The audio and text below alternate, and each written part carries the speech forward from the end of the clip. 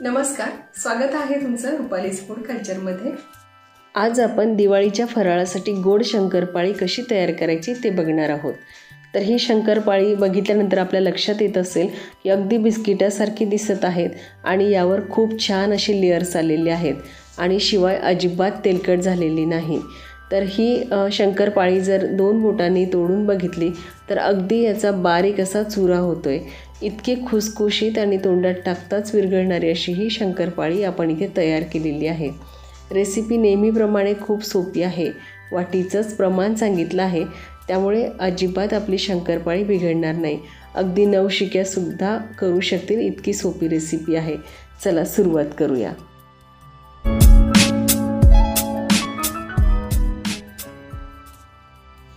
बिस्किटासारखी खुसखुशीत अशी शंकरपाळी बनवण्यासाठी याच्यामध्ये वापरलेलं साहित्याचं प्रमाण अचूक घेणं फार महत्त्वाचं आहे। तर आता इथे मी प्रमाण अगदी सोपं सांगितलं आहे। वाटी एक सेट करून घेतलेली आहे। आपण कुठलीही वाटी घ्या आणि त्या वाटीच्या प्रमाणात आपल्याला हे साहित्य घ्यायचं आहे। तर आता इथे 4 वाटी मैदा घेतला आहे, 1 वाटी पिठी साखर घेतली आहे, 1 वाटी दूध घेतलं आहे, अर्धी वाटी तूप घेतलं आहे, थोडंसं मीठ घेतलं आहे आणि अगदी पाव चमचा वेलची पूड घेतली आहे। तर आता एका पातेल्यामध्ये आपण दूध आणि पिठी साखर मिक्स करून घेऊ। तर आता सर्वप्रथम आपण चमच्याच्या साहाय्याने खालीच असं मिक्स करून घेऊ आणि आता याला आपण गॅसवर ठेवून फक्त 1 मिनिटभर याला आपण गरम करून घेऊ, म्हणजे साखर पूर्णपणे विरघळून घ्यायची आहे। खूप जास्त गरम करायचं नाही, म्हणजे आपल्याला परत हे थंड होईपर्यंत वाट बघावी लागेल। तर फक्त आपल्याला साखर दुधात विरघळून घ्यायची आहे, इतपतच आपल्याला हे गरम करून घ्यायचं आहे।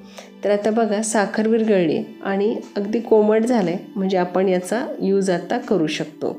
तर आता सोबतच आपल्याला जे आपण अर्धी वाटी तूप घेतलं आहे, तर हे तूपसुद्धा आपल्याला चांगलं असं वितळून घ्यायचं आहे आणि मस्त असं कडकडीत गरम करून घ्यायचं आहे। तर आता बघा तुपाच्यामध्ये सुद्धा वाफ निघायला सुरुवात झाली। गॅस बंद करूया आणि आता हे तूपसुद्धा छान गरम झालं आहे। आता एक मोठी परात घेतली आहे आणि आता त्यामध्ये आता सगळा मैदा मी घालून घेतला आहे। मीठ घालून घेऊया, वेलची पूड घालूया। वेलची पूड घालणं ऑप्शनल आहे, परंतु घातल्यानंतर खूप चांगला स्वाद आपल्या शंकरपाळ्यांना येतो। तर आता पहिले सर्वप्रथम आपण एक कोरडे पदार्थ चांगले असे एकजीव करून घेऊ। तर आता हाताच्या साहाय्याने याला मी मिक्स करून घेत आहे। तर आता सर्व पदार्थ मिक्स झाल्यानंतर जे आपण तूप कडकडीत गरम करून घेतलं आहे ते आता या मैद्यावर आपण घालून घेऊ। तर थोडंसं मी बाजूला काढून घेते, मी हे नंतर घालणार आहे। तर आता बघा तूप गरम आहे, इथे एकदम हात लावण्याची घाई करू नका, नाहीतर आपला हात जळू शकतो। तर अगदी थोडंसं पीठ यामध्ये वरच्यावर मिक्स करत करत आपल्याला ह्याचा छान असं चोळून घ्यायचं। शंकरपाळी खुसखुशीत होण्यासाठी ही एक अत्यंत महत्त्वाची टिप्स इथे मी सांगत आहे। तर आपण जे तुपाचं मोहन घातलेलं आहे ते छान असं कडकडीत तुपाचं मोहन घालावं, म्हणजे मैदा हलका तयार होतो आणि शंकरपाळी छान अशी खुसखुशीत होतात। तर आता मैद्याला आपण जे तूप चोळून घेत आहे, तर अशा पद्धतीने दोन्ही हातावर आपल्याला हा मैदा घासत घासत छान असं प्रत्येक कणाकणाला आपल्याला हे तूप असं चोळून घ्यायचं आहे। यामुळे काय होतं, शंकरपाळी खूप छान अशी खुसखुशीत तयार होतात। तर जेव्हा असं हाताच्या साहाय्याने आपण दाबलं ना, तर असा मुटकुळा तयार होतो। तर अगदी यावेळेला असं समजायचं की आपलं मोहन अगदी परफेक्ट आहे। परंतु अगदी थोडंसं चमच्याभर तूप उरले ते सुद्धा मी आता यामध्ये घालून घेणार आहे आणि परत याला मी चांगलं असं चोळून घेत आहे। तर बघा आता इथे मैदा आपला छान तूप लावून चोळून तयार झाला आहे। तर आता आपण जे साखर आणि दूध घालून मिश्रण तयार करून घेतलं त्याच्याच साहाय्याने आता आपल्याला हे पूर्ण मैदा असा एकजीव गोळा बनवून घ्यायचा आहे। तर आता इथे दुधाच्या ऐवजी आपण पाण्याचा सुद्धा वापर करू शकता, परंतु दूध घातलं की शंकरपाळी अजून छान टेस्टी होतात। तर आता हे जे प्रमाण मी तुम्हाला सांगितलं हे अगदी परफेक्ट आहे, अजिबात यामध्ये प्रमाण कमी जास्त होत नाही।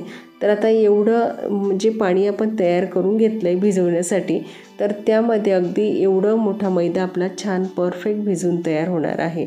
तर आता बघा थोडंसंच आता इथे आपलं साखरेचं पाणी शिल्लक आहे आणि आता आपला इथे मैदासुद्धा छान असा तिंबून तयार होत आहे। तर अगदी छान असं खूप जोर लावून करायचं नाही, पण हलक्या हलक्या हाताने आपल्याला हे इथे शंकरपाळीचं पीठ भिजून घ्यायचं आहे. तर आता बघा थोडंसंच राहिलं आहे आणि सगळं घातलं आहे. अगदी परफेक्ट आपलं इथं प्रमाण आपल्याला मैदा भिजवण्यासाठी लागलेलं आहे. तर अगदा खूप याच्यासाठी ही पण एक महत्त्वाची टिप्स आहे की आपण हे जे कणिक भिजवतो तर यालासुद्धा खूप असं दाबून भिजवायचं नाही, म्हणजे याचे लेयर्स छान पडतात. तर बघा अशा पद्धतीने घट्टसर आणि मस्त असं आपलं इथे मैद्याचं पीठ इथं तिंबून झालं आहे. तर इथे पीठ भिजवताना अजिबात पातळ करायचं नाही, नाहीतर आपली शंकरपाळी खुसखुशीत होणार नाही. तर आता असे मी या पिठाच्या गोळ्याचे 4 भाग करून घेतले आहे आणि आता याची आपण शंकरपाळी तयार करून घेऊ. तर आता बघा आपल्याला हे शंकरपाळ्याचं पीठ जरी आता घट्टसर वाटलं तरीसुद्धा हे काही वेळानं आणखी याच्यापेक्षाही जास्त घट्ट होतं, परंतु तरीसुद्धा आपल्याला इतकंच घट्ट असं पीठ मळून घ्यायचं आहे, कारण यामुळे आपली शंकरपाळी जास्त खुसखुशीत होतील. आता बघा जेव्हा आपण हा गोळा पोळपाट्यावर घेऊन लाटत आहे तर याच्या कडा फाटल्या जात आहे. तर हेच याचं प्रमाण अगदी परफेक्ट झाल्याचं असं लक्षण आहे. म्हणजे बघा किती छान असं आपलं पीठ इथे परफेक्ट तयार झालं आहे. तर ज्या कडा अशा फाटल्या जात आहे तर त्याला हाताच्या साह्याने आपण जमा करून घ्यायचे आणि लाटून घ्यायचं आहे. तसेही आपण शंकरपाळी बनवताना याच्या कडा काढून घेणारच आहोत. तर अशा पद्धतीने एवढं जाड असं मी इथे पोळी लाटून घेतली आहे. अजिबात खूप पातळ करायची नाही आणि याच्या चारही साईडच्या कडा अशा पद्धतीने आता कापून घेतल्या आणि चौकोनी आकारामध्ये आता ही शंकरपाळी आपण कापून घेऊया. तर शंकरपाळी कापताना शक्यतोवर चाकूच्या साह्यानेच कापावी, म्हणजे जो आपली जी फिरकीचा चमचा असतो त्याच्या साह्याने जर आपण ही शंकरपाळी कट केली तर ती दिसायला जरी छान दिसतात तरी पण त्याच्या कडा ह्या चिकटल्या जातात, त्यामुळे शंकरपाळ्याला लेयर्स चांगले पडत नाही. तर अशा पद्धतीने आपण याचे चौकोनी आकारामध्ये याला कापून घेत आहोत आणि बघा एवढे जाड अशी आपल्याला ही शंकरपाळी ठेवायची आहे. तर शंकरपाळी बनवताना जी पोळी आपण लाटतोय ती अजिबात पातळ लाटायची नाही. यामुळे काय होतं, शंकरपाळी जरी खुसखुशीत होतात परंतु याला छान असे लेयर्स पडत नाही आणि मग ते बिस्किटासारखे आपल्याला दिसत नाही. तर बघा मी जवळून दाखवते, एवढे जाड आपल्याला ही शंकरपाळी करून घ्यायची आहे. तर आता यामध्ये जे आपण प्रमाण घेतलं आहे ते अतिशय परफेक्ट झालेलं आहे, त्यामुळे आपली शंकरपाळीसुद्धा बघा किती सुरेख अशी तयार झालेली आहे. तर आता एका प्लेटमध्ये आपण ही शंकरपाळी काढून घेऊ. तर आता दुसरी महत्त्वाची टिप्स म्हणजे शंकरपाळी करताना सगळ्या शंकरपाळ्या ह्या लाटून घ्यायच्या आणि छान अशा कापल्यानंतर त्या एका प्लेटमध्ये किंवा ताटामध्ये अशा पसरवून द्यायच्या. तर यामध्ये तुपाचं प्रमाणसुद्धा अगदी परफेक्ट घेतलेलं असल्यामुळे ही शंकरपाळी एकावर एक जरी टाकली तरी अजिबात चिकटत नाही. परंतु अशा पद्धतीने आपल्याला ही एक एक करून अशी सेपरेट ठेवायची आहे आणि दुसरी पोळी आपल्याला लाटायला घ्यायची आहे. तर अशा पद्धतीने सर्व शंकरपाळी आपण पहिले करून घेणार आहोत आणि एक 15 ते 20 मिनटं आपल्याला ही हवेखाली सुकवून घ्यायची आहे. यामुळे काय होतं, आपली शंकरपाळी जेव्हा आपण तळताना तेलामध्ये टाकतो त्यावेळा ही अजिबात विरघळत नाही आणि अजिबात तेलसुद्धा पित नाही. तर बघा अशा पद्धतीने आता ही शंकरपाळी आपण पूर्ण करून घेणार आहोत. तर आपण आपल्या आवडीच्या आकारामध्ये सुद्धा ही शंकरपाळी कट करू शकता. आपण बदामी आकारसुद्धा याला देऊ शकता, परंतु मी अगदी स्क्वेअर आकारामध्ये ही साध्या पद्धतीने आपल्याला ही रेसिपी दाखवत आहे. तर बघा आता इथे शंकरपाळीसुद्धा पूर्णपणे कट करून झालेली आहे आणि आता ही परत आपण दुसरी बॅचला आपण याला सुकवायला ठेवूया. तर वरतून फॅन असेल तर फॅनखाली ही प्रक्रिया आपण करू शकता, म्हणजे आपली शंकरपाळी अजिबात बिघडणार नाही. तर बघा आता इथे 2 पिठाच्या शंकरपाळ्या इथे तयार झाल्या आणि बघा आता मी सगळ्या शंकरपाळ्या करून घेतल्या. तर साधारणपणे एवढ्या शंकरपाळ्या तयार झाल्या आहेत. तर आता गॅसवर मी कढई तापायला ठेवलेली आहे.